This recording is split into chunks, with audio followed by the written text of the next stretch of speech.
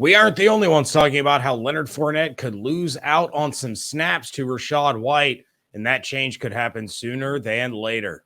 Let's go. You are Locked On Buccaneers, your daily Tampa Bay Buccaneers podcast, part of the Locked On Podcast Network, your team every day.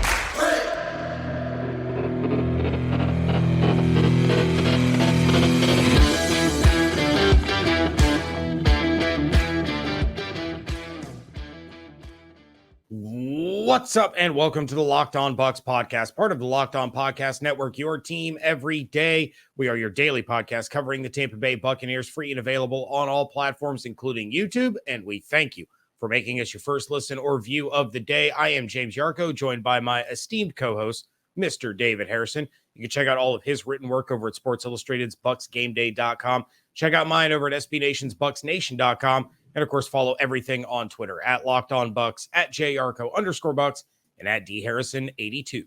Thanks again for making the Locked On Bucs podcast your first listen or your first view of the day. Today's episode of the Locked On Bucs podcast brought to you by LinkedIn. LinkedIn Jobs helps you find the candidates you want to talk to faster.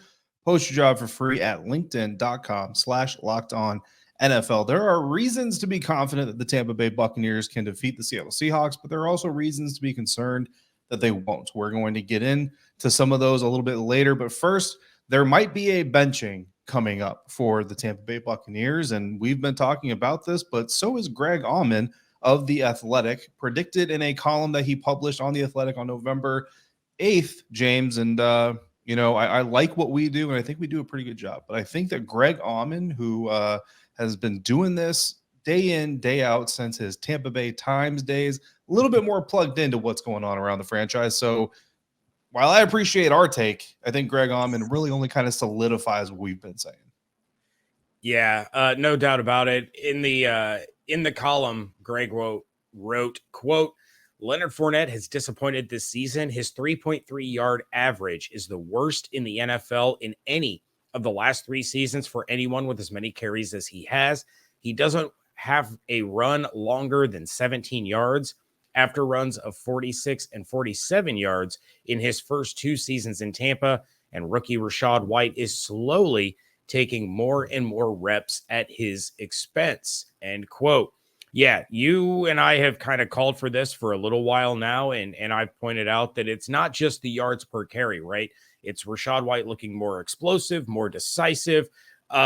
He seems to bring a little bit of a different energy, and I'll even go so far as to say I was listening to another podcast on Thursday while I was working, and for those that play fantasy football, it was the Fantasy Footballers podcast, and even they were talking about how they felt Leonard Fournette should probably start to lose some of these carries to Rachaad White for the exact same reasons that you and I have been talking about for weeks. So there's a lot of people starting to take notice of what Rachaad White brings to the field right now, and a lot are taking note of what Leonard Fournette is not bringing to the field. Yeah, I mean, it's unfortunate, right? Because Leonard Fournette obviously had a really great run, and all the nicknames were coming up, and it was a lot of fun to deal with. The problem is that when you're not doing well and you don't have a good attitude while you're not doing well, you fall out of favor really quickly. And not just with fan bases, but you fall out of favor with fans, or not just with coaches, sorry, but you fall out of favor with fans, you fall out of favor with the media. And that's what's going on. And look, it's a very short spurt, right? It's a very small dose right now. And I know there's some people out there saying, that 3.3-yard average over the last 3 seasons is not a fair estimate of what Leonard Fournette has done, because a lot of that damage is probably done this season.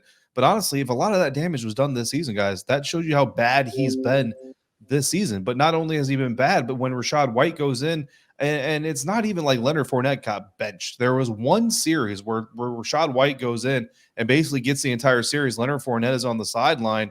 Leonard Fournette came right in the very next series. Again, it wasn't like Lenny just got told, hey, sit down, take your helmet off, you're done for the day. It was, we're going to give the rookie some burn here. And oh, by the way, your team got a field goal. And I know a field goal is not, ooh, wow, save the world. But in that game, a field goal, I mean, again, if you don't get that field goal, you might lose that football game, right? So it's very weird, because this is the same running back that not that long ago was telling Rachaad White and Keyshawn Vaughn that he's going to need them to pick up some of the slack because he can't do it all on his own. And we were talking about how much usage he was getting and how that wasn't going to be sustainable. And now that Rachaad White is starting to get more burn and take some of the weight off of Leonard Fournette, who's struggling while he is on the field. Now it's a problem. And now we've got problems on the sideline. And again, I don't know if they're bleeding over into the week or the practice, and we'll see what happens in the game. But the fact that Leonard Fournette just turned from, hey, young guys, I'm going to need you to carry some of this weight, to being upset that they're carrying some of the weight, shows that this is not a running back who's truly in the mindset of what's best for the team is best for me. It's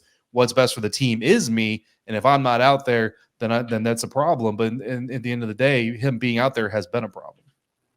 Yeah, and it's so frustrating, I guess, from the outside looking in, right? Because we don't know everything that's going on in those meeting rooms or in the locker room or everything like that.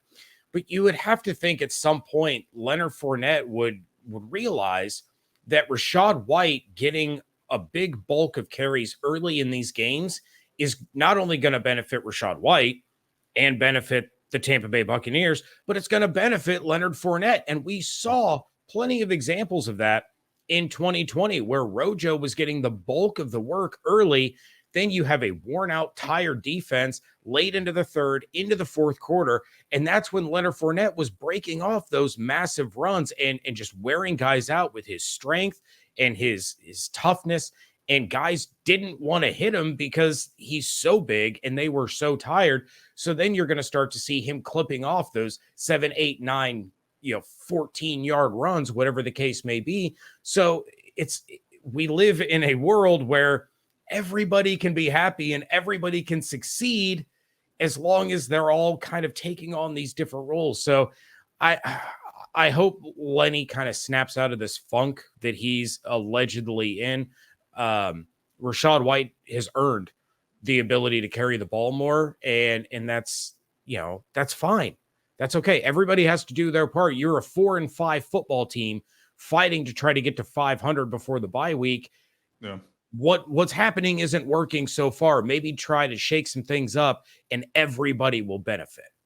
Yeah, absolutely. I mean, look, the only thing I can imagine that Leonard Fournette might be upset about is he might have a clause, some sort of bonus that activates with X amount of yards rushing, and he's thinking, I can't get to those yards with only 9 carries, which is what he had against the Los Angeles Rams. And while I get that, if you need 35 carries to get every 100 yards, you're trying to get towards that bonus. That's not realistic. That's not fair to ask of your team. And oh, by the way, Rachaad White, one fewer carry than you against the same defense with the same offensive line. So anybody out there saying, well, it's not Lenny's fault, it's the offensive line's fault, guys, Rachaad White is running behind the same offensive line. And don't get me wrong, Rachaad White's not setting the world on fire either, but kind of to Greg Allman's point, if you're going to be dead last in the NFL, you might as well be dead last and cheap while you're doing it. And I think that's kind of a brilliant way of looking at it. But Rachaad White, even with 1 fewer carry, 8 more rushing yards with 1 fewer carry than Leonard Fournette. So with the same offensive line going up against the same defense, one back is clearly doing better than the other, even though neither back is setting the world on fire, like I said again. But,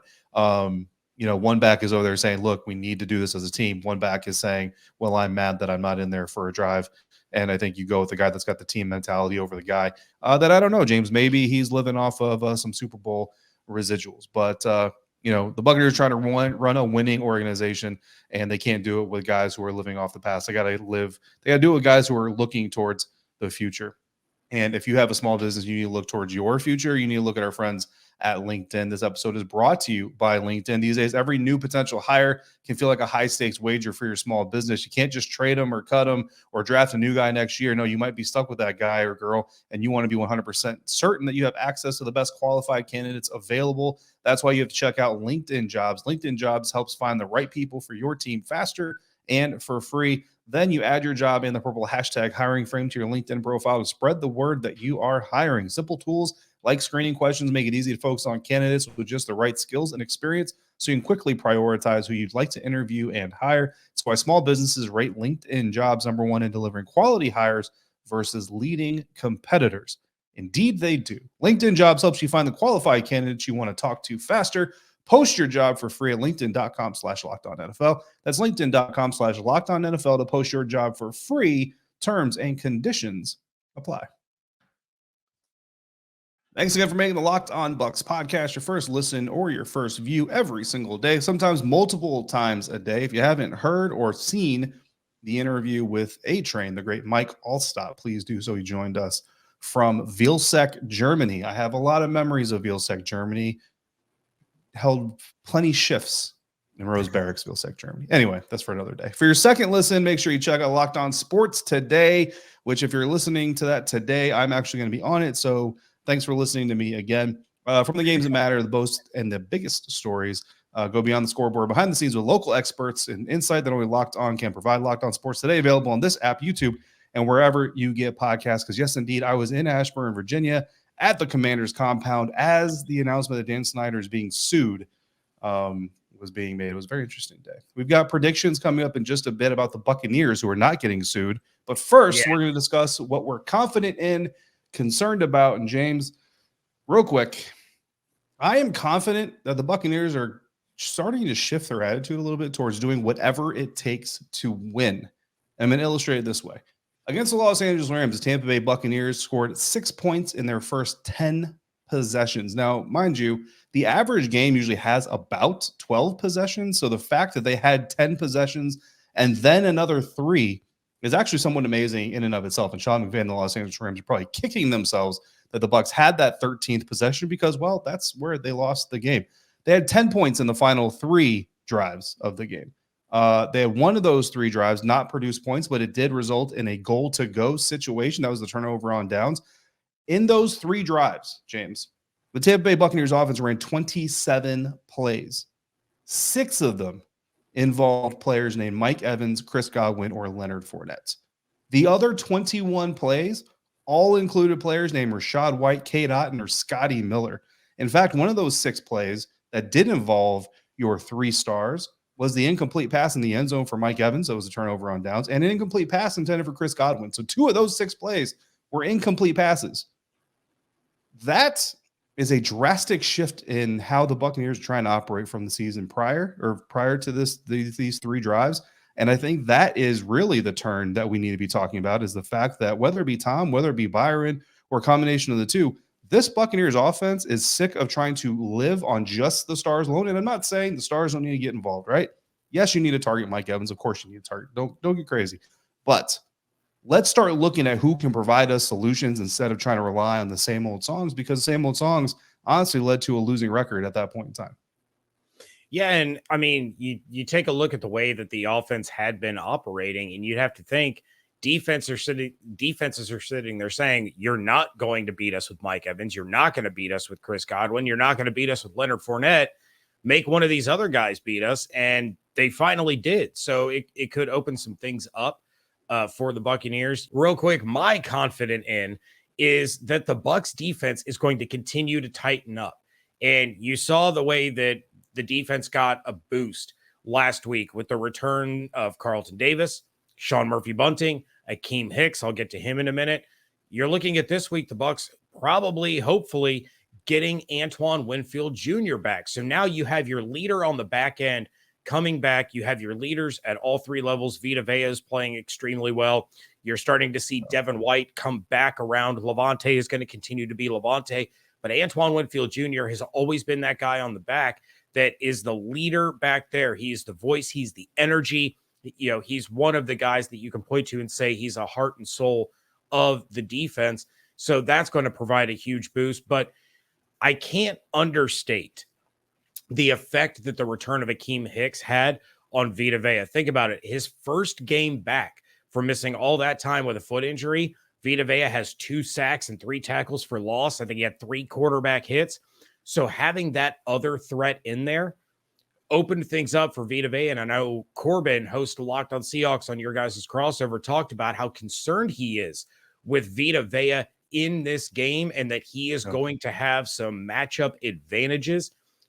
Bringing back Akeem Hicks only increases those odds that Vita Vea is going to be able to break through. And you know what? If they do opt to double Vita Vea, Akeem Hicks, all due respect to Nacho, all due respect to the development and the growth of Logan Hall, Akeem Hicks brings a little bit of a different push and a little bit of a different look for this defensive line. So the defense is finally starting to get healthy. They just have to keep it together. Yeah, absolutely. I mean, look, another prediction that Greg Auman made in that same column where he predicted Rachaad White taking over for Leonard Fournette was that Vita Vea would end the season with double-digit sacks and lead the Buccaneers in sacks. So certainly Vita Vea getting a lot of praise. Fun fact about the Seattle Seahawks, Geno Smith, if you remember, same draft class as Travis Kelce, Kansas City Chiefs. Great tight end. The New York Jets chose Geno Smith instead of Travis Kelce. And apparently if Geno Smith would have already been off the board, they would have drafted Travis Kelce. Heard that on the New Heights podcast. Make sure you check that out. It's pretty amazing stuff.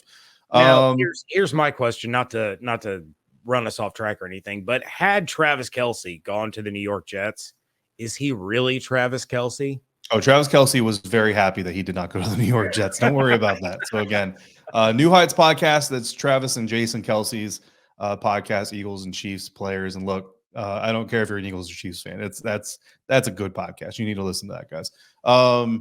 All right, so that leads to the concern. I'm concerned about Geno Smith and the Seattle Seahawks. This is not a get-right opponent, okay? If the Buccaneers don't come into this game right, they're going to lose.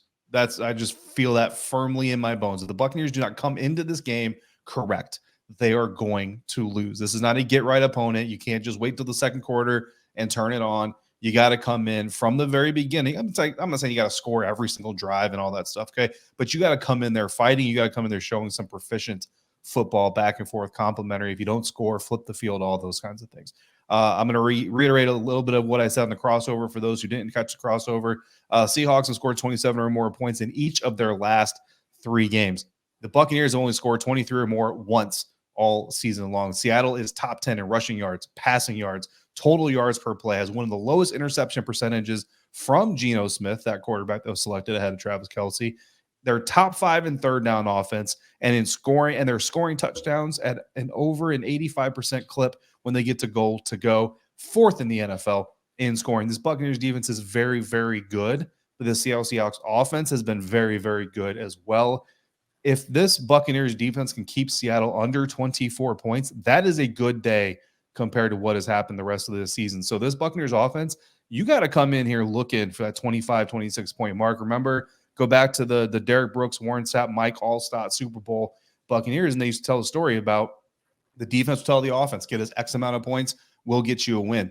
If this Buccaneers squad does that, which I don't think they do, but if they were to do that, that Buccaneers defense needs to look at this offense and say, okay, guys, get us 26 points, we'll get you a win, because the Seahawks offense is legit.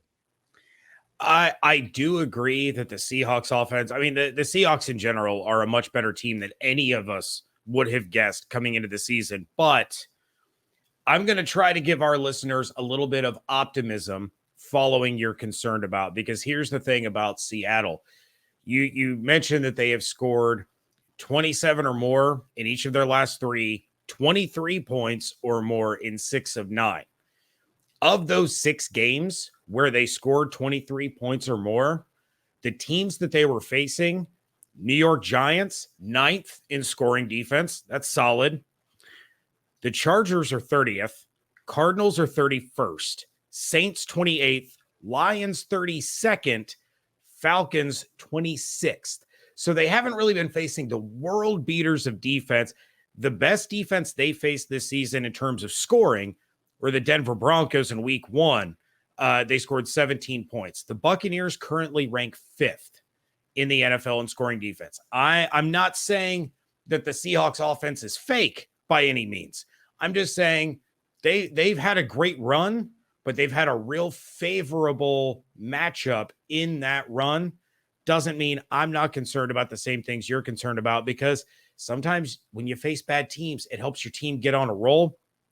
And just because I'm confident in the Bucs defense starting to get together doesn't mean I, am not worried about Kenneth Walker III. That is my concern about. Over the last 4 games, Kenneth Walker III, 424 rushing yards and 6 touchdowns. The Seahawks are averaging 133.8 rushing yards per game. The Buccaneers are towards the bottom of the NFL in rush defense, and I believe they're allowing over 130 rush yards per game. That is a matchup that worries me. That is the matchup that can absolutely beat the Buccaneers. If Kenneth Walker continues to do Kenneth Walker things, it could be a real long day for Bucs fans, both at home and over in Germany. All right, this episode is brought to you by Simply Safe. If you've thought about securing your home with home security but have been putting it off, you will want to listen up. Right now, Locked On Bucs listeners can order that #1 rated Simply Safe home security system for 50% off. That is their biggest offer of the year, and you won't want to miss it. Did you know that over the holidays, property crimes like burglaries and package thefts spike nationally? That's why our friends at Simply Safe Home Security are offering 50% off their award-winning security system so that more families can feel safe and secure this holiday season. Don't miss your chance to save big on the only security system that I recommend. Get 50% off any new Simply Safe system at simplysafe.com/lockedonnfl. That is their biggest discount of the year, so do not wait. That's simplysafe.com/lockedonnfl. There's no safe like Simply Safe. Wrapping things up here on a Friday edition of the Locked On Bucs podcast, and it is prediction time. David, you've done much better at these than I have over the course of recent weeks. So I'm hoping to kind of turn the tide. Not that I want you to be wrong. I just want me to be right for once. Let's go ahead and start off with our bold predictions. And I know a lot of Bucs fans are going to want me to be right about this one, but I am saying that Chris Godwin will get his first touchdown of the season. It is wild to think about the fact that Chris Godwin has yet to score a touchdown this year, and he is on pace, David, for 175 targets, and he has yet to get into the end zone. It's got to change sometime, and I hope it's this week. Yeah, my fantasy team also hopes that it's this week. My bold prediction is one of those young Tampa Bay Buccaneers potentially replacing a veteran Tampa Bay Buccaneer running back. Not that I wish ill on Leonard Fournette by any means. Rachaad White, and I'm going to kind of just go chalk here. So maybe it's not 100% bold because not only has it already happened, but people are basically predicting that's going to continue to happen. So if you don't think it's bold enough, let me know, and I'll throw another one in the comments. But Rachaad White outgaining Leonard Fournette in total offense against the Seattle Seahawks. That is my bold prediction. And look, bye week is after that. I mean, we all know the best time for teams to make wholesale changes on their roster is the bye week. So we'll see what happens. But yeah, my bold prediction, Rachaad White's outgaining Leonard Fournette in total offense. My predictive player of the game, and before anybody gives me any grief, okay, even if last week's performance didn't happen, this still would have been my predictive player of the game. And I'm going with Cade Otton. Yes, we all know James loves Cade Otton, but you know who doesn't love defending tight ends? The Seattle Seahawks.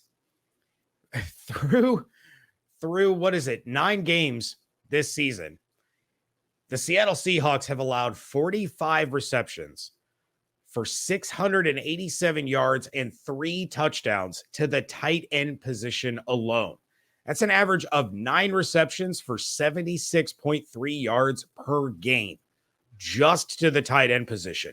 We know Brady trusts Cade Otton. He trusted him in the closing minutes on some crucial drives and trusted him to get into the end zone to get a win. He's definitely going to trust him against the worst defense in the NFL against tight ends. It's going to be a Cade Otton day, and I am here for it. My player of the game is going to be Rachaad White. Look, I just think that if the Buccaneers are going to take advantage of the Seahawks defense that has had some rough moments and has done better as of late, but I think that they have some vulnerabilities. I think you're going to need a more traditional Tom Brady running back to do it, and Rachaad White is that traditional Tom Brady back. I know there was like one year where LeGarrette Blount had a really great season playing with Tom Brady, but again, when he started that season, he was kind of the backup, and it was kind of a very short-lived period that LeGarrette Blount really had that great season. I mean, that's a name that I don't think I ever thought I would say very, again on this show. The other part that has me thinking that this is going to be a Rachaad White game is that Byron Leftwich was asked on Thursday about his running back situation. Specifically, he was asked about getting Rachaad White involved on first downs. And look, he didn't say, yes, we're going to get Rachaad White more carries. on first downs. But you know what else he didn't say? He didn't say that Leonard Fournette was their main guy. And he didn't say that Leonard Fournette was going to continue to get the lion's share of touches. He basically took the opportunity to support his quote-unquote starting running back and didn't support any running back, which means this thing might be a little bit more wide open than people are expecting. Now, because I said all that, Rachaad White will get 2 touches against the Seattle Seahawks. Leonard Fournette will get 22, go off for 145 yards and 3 touchdowns. So that will probably happen because that's just my luck. But I think that this thing is going to rest on Rachaad White the way that I see it going right now. Yeah, I would agree with you. And you know what? If Lenny starts off hot, ride the hot hand. I'm all about it. But right now, there hasn't been a hot hand, and it's time to start trying something new. David, before we get to our score predictions, let's take a look around the NFL at some of the other games. Thanks to betonline.net. They've got more odds, lines, and props than ever before. BetOnline, where the game starts. And we are going to start in Minnesota with the Buffalo Bills, 3.5-point favorites at the Minnesota Vikings. The questions around Josh Allen have me kind of concerned. I want to go Vikings at home in this one. I'm still going to go Bills, even if Case Keenum maybe starts for the Buffalo Bills, just because I know the Vikings have a very good record. They've only lost 1 game. They should have lost a lot more. No, I say a lot more, but they should have lost at least 2 or 3 more than they have. So I'm not saying that they're a fake 6-1, but they're not exactly a real 6-1. I'm still going Buffalo in this one. All right, we have the New Orleans Saints as 1.5-point road favorites at the Pittsburgh Steelers. Until Dennis Allen puts Jameis Winston back in as a starting quarterback, the Saints aren't going to do anything. I got Steelers. I want to agree with you there, but I think this is one of those games where Andy Dalton ends up getting a win just to continue to fortify his decision to continue to start Andy Dalton, which is the wrong decision. I'm going to take the Saints in this one.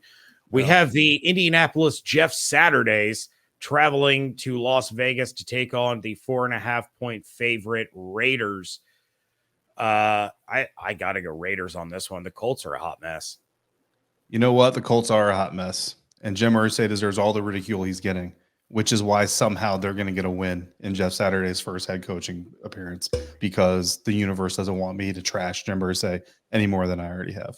All right, the Los Angeles Chargers at the San Francisco 49ers. The Niners are 7-point favorites. I'm going upset. I'm taking the Chargers. I'm going Niners. I think that I think the Chargers being crowned was premature, like I said in the offseason, and I'm not trying to pat my own back, but I think it was premature, and I think the Niners are going to continue to show why. Fair enough. All right, the Buccaneers are 2.5-point favorites in Munich at home against the Seattle Seahawks. David, on the crossover, you've already made your score prediction, but for those that haven't listened to that yet and are immediately going to finish this episode and go back and listen to that crossover, what was your score prediction? Yeah, at the time, the Buccaneers were 3-point favorites. I kind of thought that was weird, so I gave the Seahawks a 3-point win, 23-20. Until the Buccaneers show a full game sign of life, I can't, it's too hard to rely that that's actually going to be a thing. But I do think it's going to be close, which means that the Buccaneers will have a chance to pull it out. We'll have to see. If Tom Brady decides to target Kate out and some more, then maybe they get a win here. I just want to point out a lot of my game predictions this week, not really analytics based, a lot of very gut feeling predictions. I'm not sure I would rely on my picks that much this weekend. I am going with my gut on this one. And even though I had said that the same thing you did, that I'm not going to be picking the Buccaneers to win until they give me a reason why, I had the gut feeling they were going to pull it off against the Rams last week. I think they're going to show up and show out in Munich, Germany. I think Seattle is going to be facing the toughest defense that they faced in about 2 months. And the Buccaneers are going to emerge with a much needed win heading into the bye week. I'm taking the Bucs 23-14. With that, we are going to get out of here. We will be live immediately after the game with a postcast bright and early. You might catch us before the 1:00 games even kick off, because don't forget, the Buccaneers and the Seahawks kick off at 9:30 in the morning Eastern time. We want to thank you for making Locked On Bucs your first listen or view of the day. For your second listen, make sure you're checking out Locked On Sports Today for the biggest headlines in all of sports. Check out everything David's doing over at BucsGameDay.com. Check out my work at BucsNation.com. And, of course, follow along on Twitter at Locked On Bucs, at JYarcho_Bucs, and at DHarrison82. Hope you all have an absolutely outstanding weekend. Stay safe, stay healthy, fire those cannons. And we thank you so much for joining us right here at Locked On Bucs.